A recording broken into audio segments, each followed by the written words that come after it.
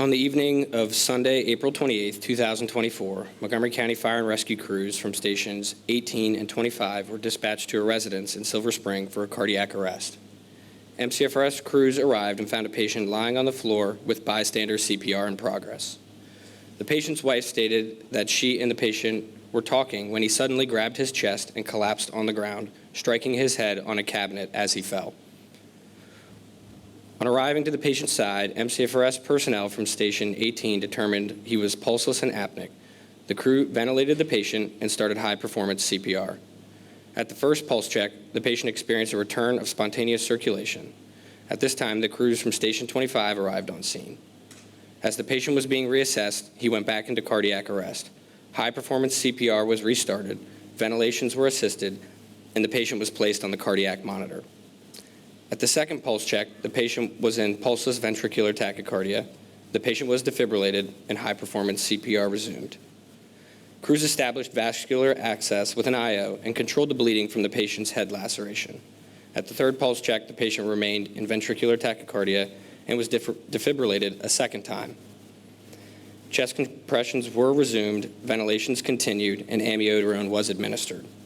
At the fourth pulse check, the patient had a return of spontaneous circulation with palpable pulses present and a sinus rhythm on the cardiac monitor. A 12-lead EKG was obtained, vitals were assessed, and a cervical collar was placed on the patient as a precaution. The patient was packaged and moved to the EMS unit to prepare for transport to the hospital. En route to the hospital, the patient's condition and vitals were monitored. The crews established a second vascular access site and placed a nasopharyngeal airway. The patient presented with a gag reflex, vocal noises, and spontaneous movements of his extremities. Based on the results of the 12-lead, crews consulted with Suburban Hospital and declared a STEMI alert. Upon arriving to the hospital, care was transferred to the waiting emergency department staff. The patient was intubated and sent to CT to rule out head trauma. The patient was then admitted to the intensive care unit where his condition was monitored.